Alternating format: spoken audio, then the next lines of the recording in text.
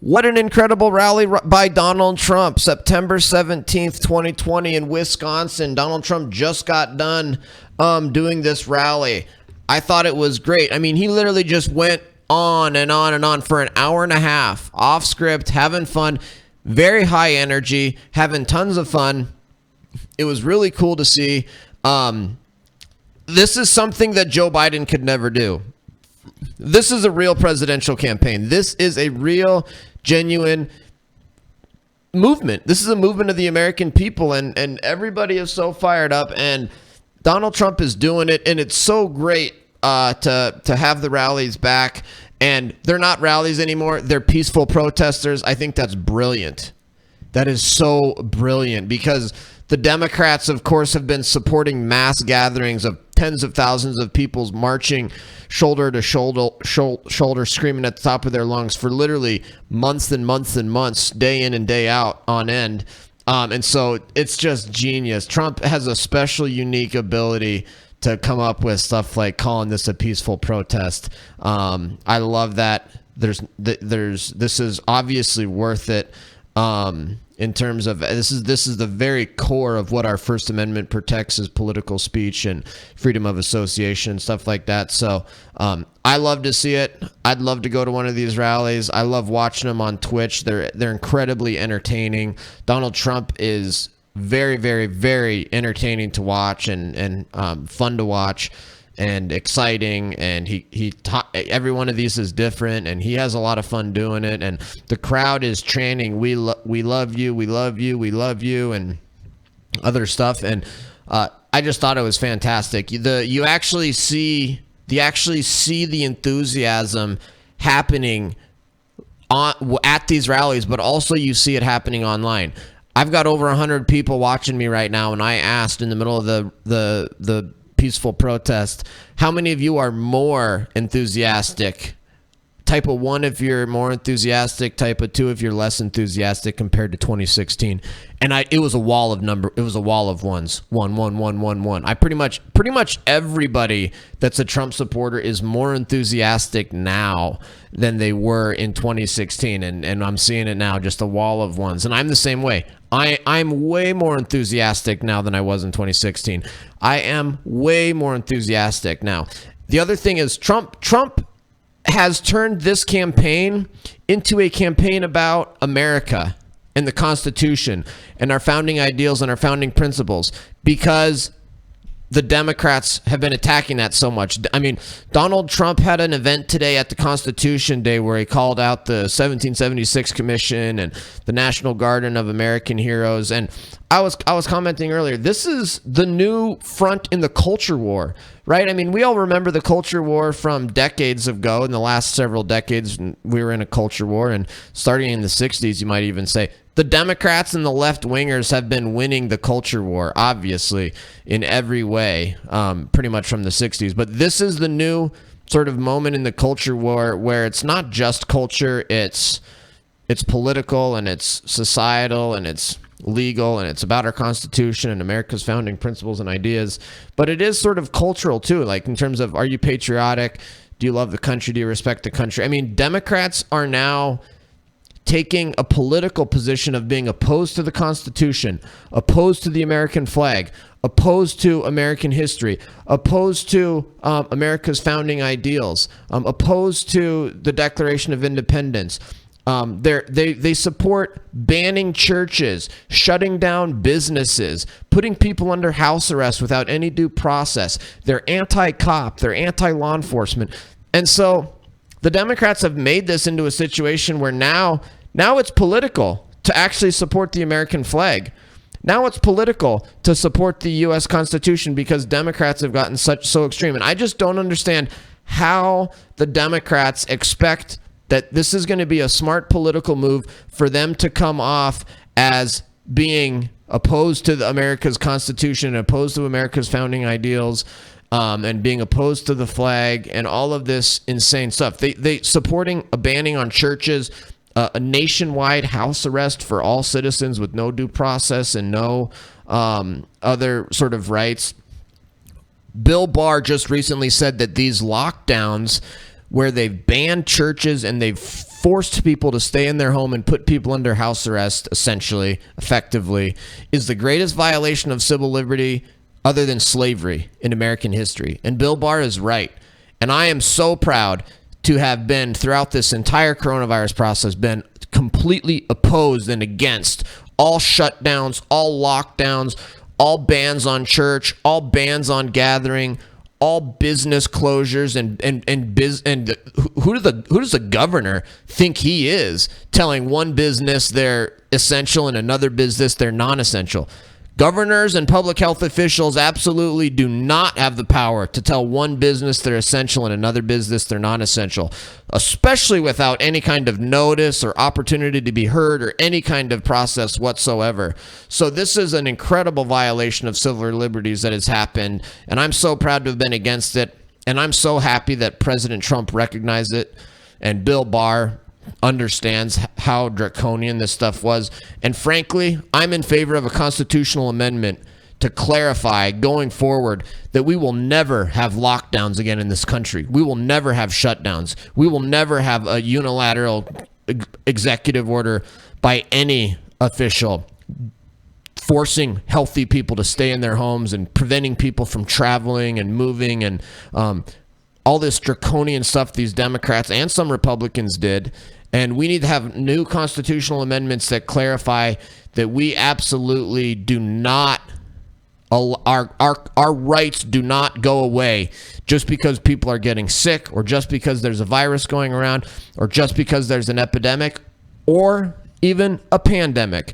We need to clarify this going forward so this never, ever, ever happens again.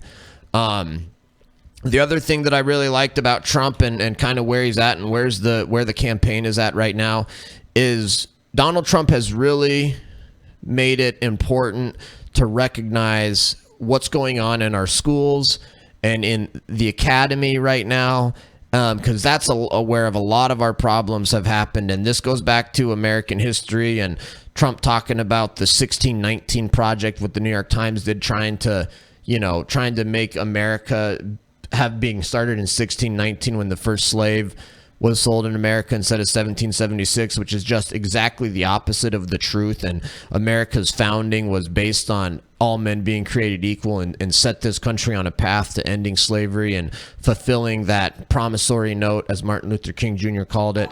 And this is a wonderful country, and this is absolutely this anti-American view that America's the evil country, America's been the big bad guy, and America needs to get knocked down a notch. And that's what they're teaching in schools with this critical race theory and cultural Marxism and intersectionality and all of this other garbage. It's great. It makes me feel wonderful that we've got a president that recognizes how sick that stuff is that's going on in our schools. And it all started in the academy, at the university level, with this far left nonsense that these university professors are spewing, and then the mainstream media and Hollywood and all the other leftist cultural institutions have been picking up, and we need to start pushing back against that hard. And it's great to see Trump focusing on that. Trump hit on a lot of important issues tonight. Guns, for one. Everybody knows the Democrats don't support the Second Amendment, don't support gun ownership. One of their primary presidential candidates said during a debate that, yes, he supports taking away people's AR-15s. Joe Biden supports an assault weapons ban, which is completely unconstitutional and is absolutely horrible that they would try to take away our rights like that. The Democrats want to do that. And the funny thing is because of all the Democrat rioting and Democrat looting that's been happening, and because of the pandemic, millions and millions of Americans are now new gun owners. And if you look at the stats, if you're a gun owner, you're most likely going to be voting Republican. And so you've got millions and millions and millions of new first-time gun owners, and they're all going to vote Trump because most Americans support the Second Amendment, and Trump and the Republicans are the only ones still even standing up for people's rights to own guns and stuff like that. So Trump hitting on guns, very important political issue. I mean, this is like another issue where the Democrats are taking these positions that just don't make sense politically.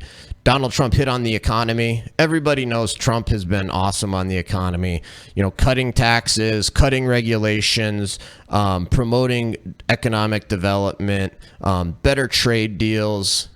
All of that stuff has been fantastic. Trump is solid on the economy.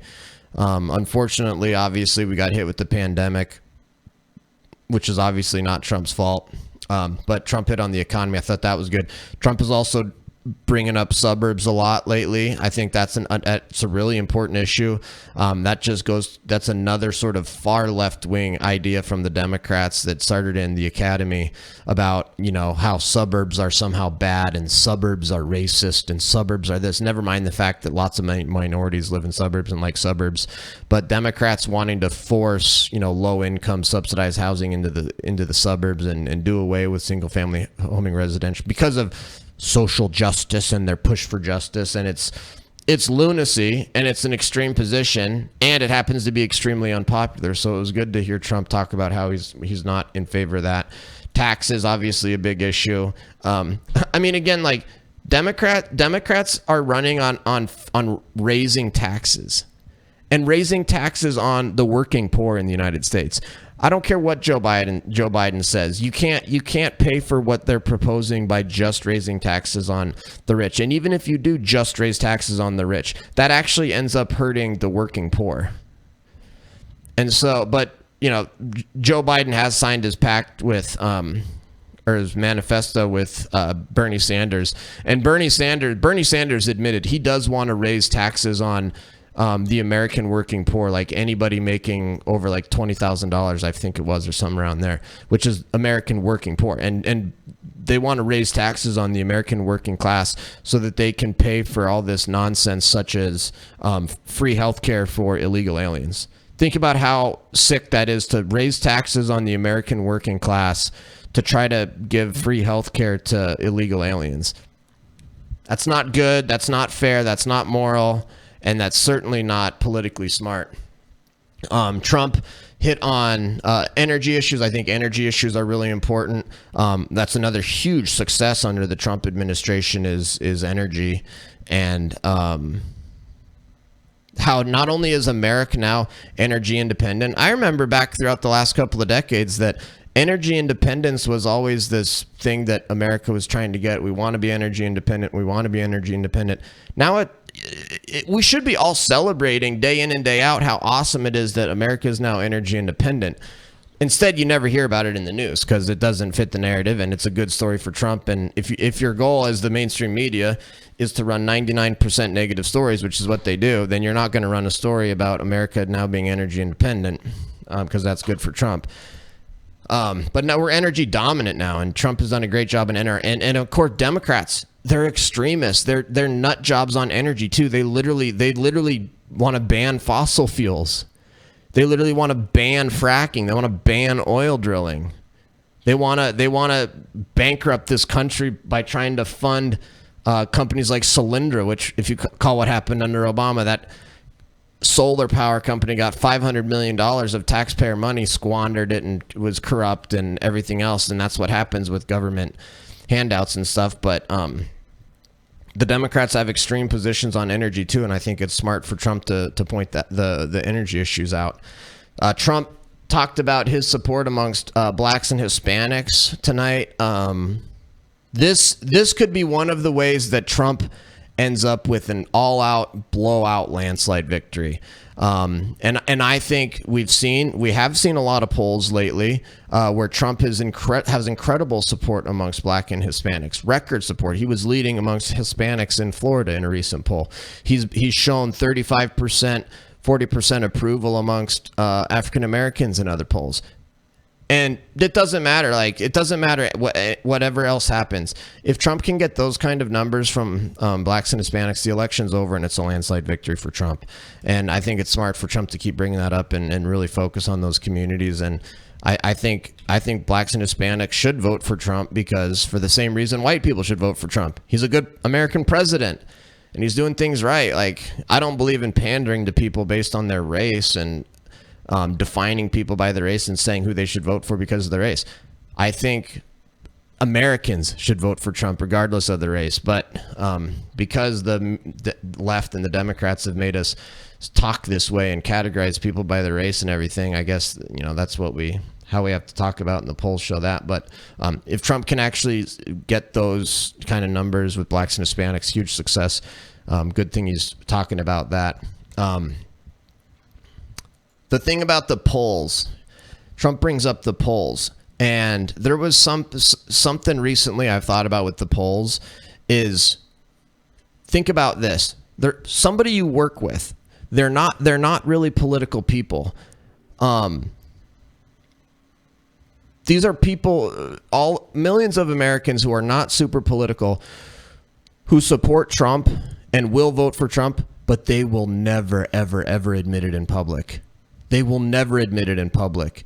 They will certainly never admit it at their place of work. Why would you, when you've literally had people get fired from their jobs for supporting Trump, and people's lives have been ruined for supporting Trump, and people have been called vicious names and viciously attacked and called racists and bigots and had all of these horrible things happen to him because the left is so intolerant and they hate Trump and they hate Trump supporters so much that they just viciously attack anybody that supports Trump.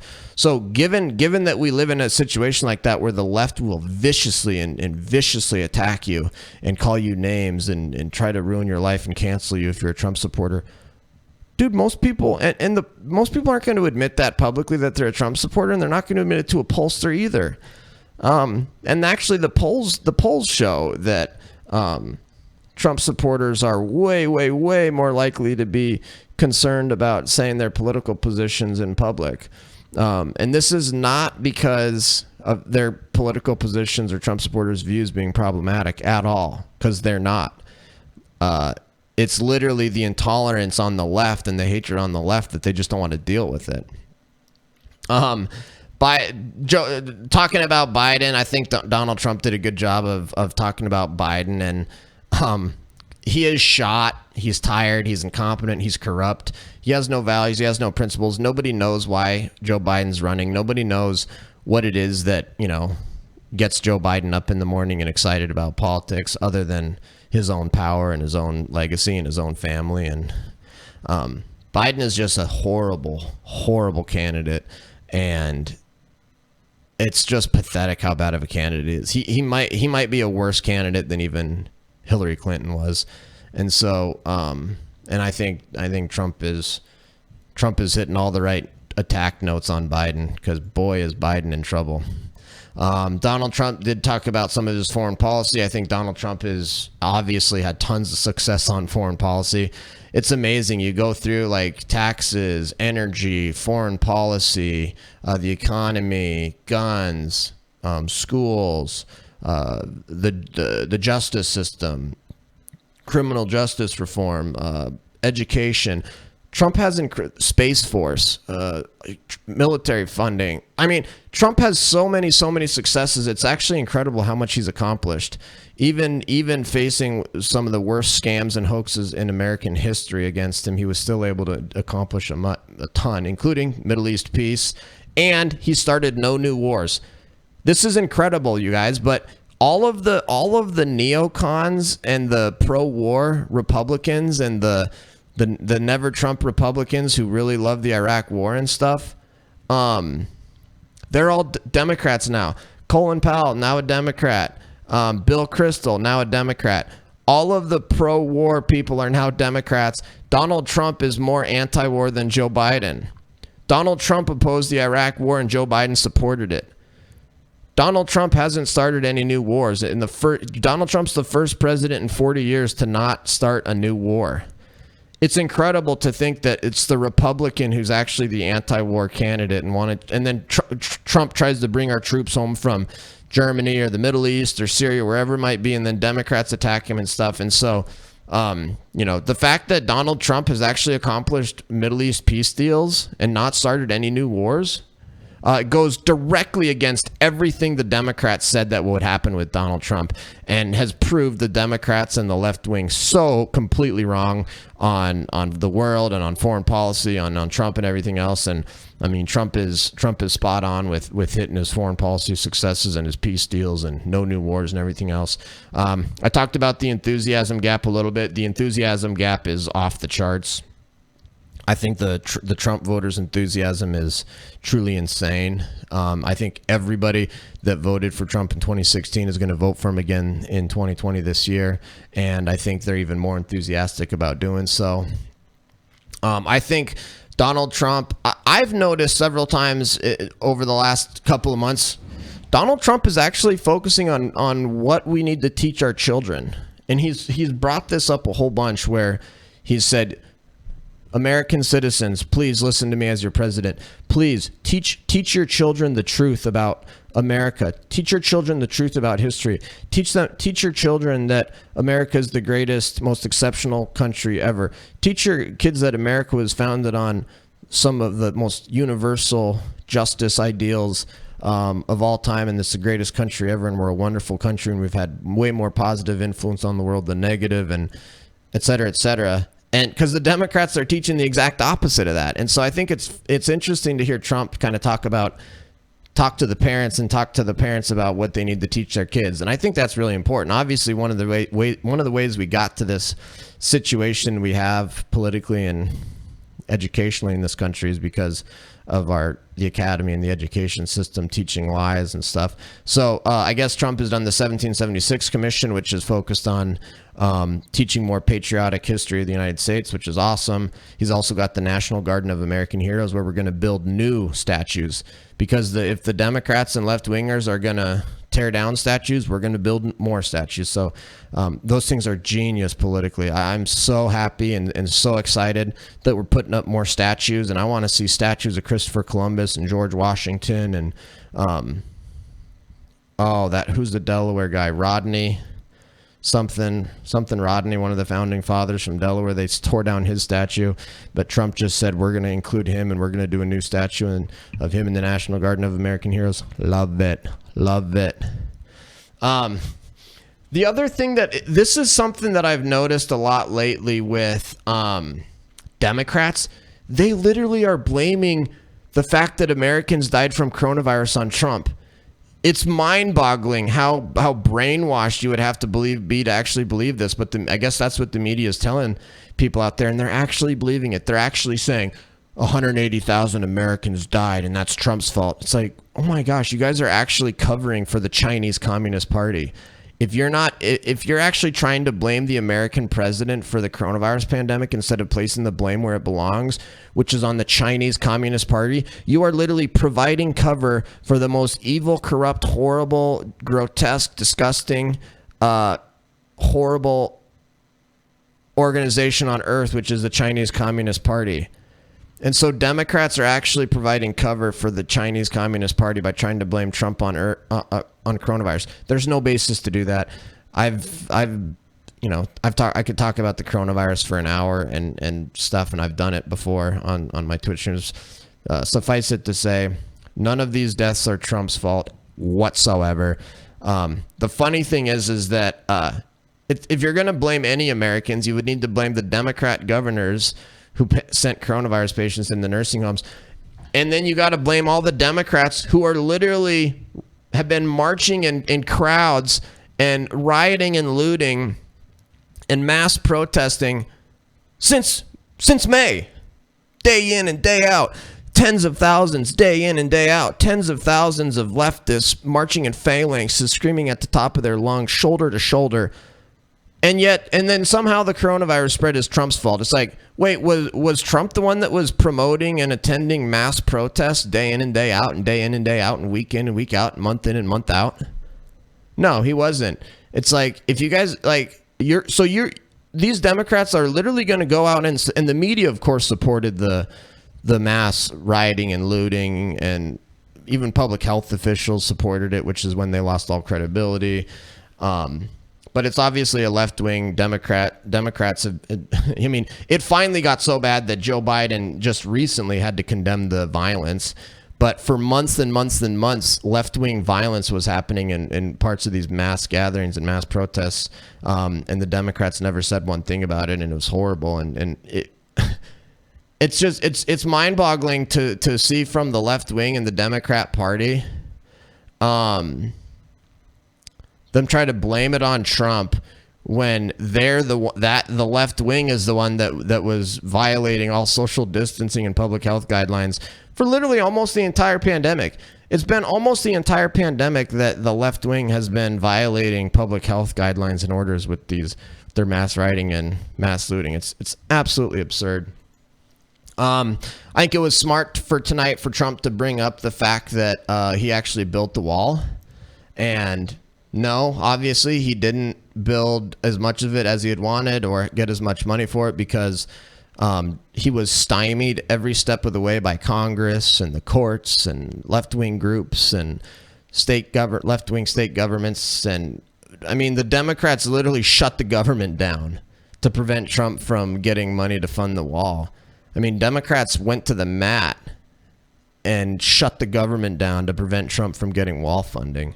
And then have filed multiple lawsuits and have done all sorts of stuff, but Trump has still done it, and it's great to be hearing Trump still talk about the wall. I know that there was some concern that Trump might not be focused on immigration for the 2020 campaign or even after that, but Trump has done a lot on immigration in addition to just building the wall. He's done a lot. He's done increased border security. He's ended catch and release.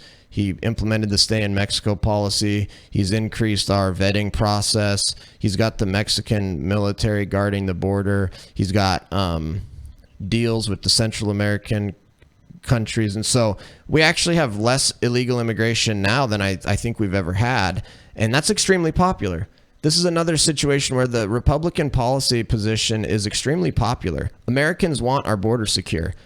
Democrats literally don't want us to have a border. They want to decriminalize crossing the border. They want to make it's essentially open borders where it's like, oh, we'll just give you a little civil infraction if you cross illegally, but then we'll give you a path to citizenship. So which basically means anybody can cross illegally. They're not going to get a crime for that, and they'll get a path to citizenship and they'll get legal status, and that's open borders, and that's not popular politically. So I think Trump is smart to continue to hit on the immigration issue because, again, the Democrats are way outside the American mainstream. And so I think that's really, really smart of Trump. I thought it was good that Trump brought up Kamala Harris because Kamala Harris literally said that Joe Biden is a racist and a rapist because Kamala Harris accused Joe Biden of being opposed to school busing and implied that he was a racist and he palled around with segregationists. And then Kamala Harris said that she believed the accusers of Joe Biden. If you guys want to look, I've got a full video on the Tara Reade allegations. I've investigated and studied the Tara Reade allegations against Joe Biden extensively. I believe Tara Reade. I actually believe Tara Reade's stories for objective credibility reasons. And I've done a whole video on it. You guys can go check it out. But Tara Reade accused him of rape. And Kamala Harris said she believed Joe Biden's accusers. And so it's really pretty mind-boggling. Like, this is not your normal, oh, there was an attack. There was an attack on a politician, and then they later on like made up, and now they're pals and stuff. This is a little bit more hardcore than that. I mean, literally saying somebody's a rapist and a racist, and then saying, nope, we're actually pals now. I agree with him. Just goes to show that Kamala Harris, I don't think, has any credibility or values or principles herself, and she'll say or do anything to get elected and lie. And Trump also talked about impeachment tonight. I think Trump should be talking about impeachment a whole lot more, because that's an incredibly, incredibly unpopular thing for what the Democrat House did, is impeached a president. And honestly, they were all obsessed with impeachment in March when coronavirus hit. And so the Democrats weren't focused on anything besides trying to impeach Trump. And they impeached him for a hoax reason, just like the Russiagate was a complete hoax, complete lie. Trump never colluded with Russia. Trump never did anything wrong with Ukraine. And we know that now.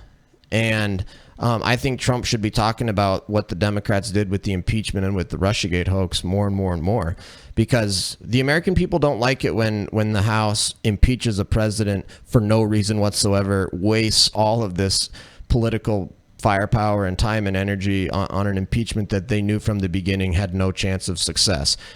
And so I think Trump should be bringing up impeachment and Russiagate even more and more and more, because the American people were not happy with the way that the Democrats did that based on a lie.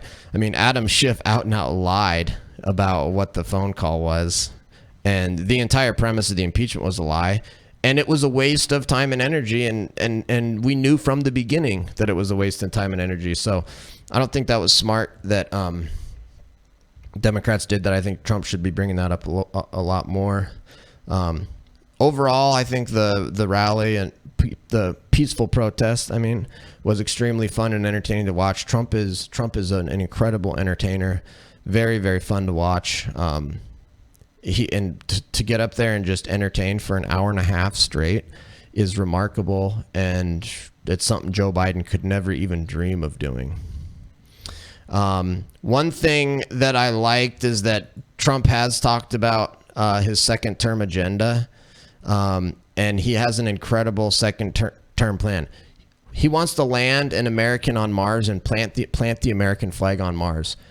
So when Democrats say, "Oh, Trump doesn't have a second term agenda. What's the second term agenda?" Be like, "Oh, you don't think being the first country to plant the American flag on Mars is a an agenda at all?" But more importantly, like, this is like Democrats think that you have to promise 1 million new government programs and 1 million new handouts, otherwise you don't have a second term agenda. And it's like, that is so wrong and so sick and twisted. Of course, all the Democrats do is going around and saying, "We'll give $1 billion to this program. We'll spend $1 trillion on this idea. We'll do $1 million here and 10 million there, and we'll give $100 trillion for the climate change, and we'll do $10 trillion for free healthcare and stuff," which is all pie in the sky nonsense. It's going to totally collapse the economy, destroy our freedom, destroy the value of the dollar, and just totally damage the country. But that's what the Democrats think is a good second term agenda, is a bunch of government handouts and a government spending this and government spending that. This idea that you have to have 1 million new government programs in order to have a second term agenda is ridiculous. I think we'd be better off undoing all of the horrible stuff the Democrats have done over the last 50 years or whatever it is, with all these horrible government programs and a never-ending growth in the size and scope of the federal government. Frankly, the best second-term agenda we could have is to undo everything the Democrats have done.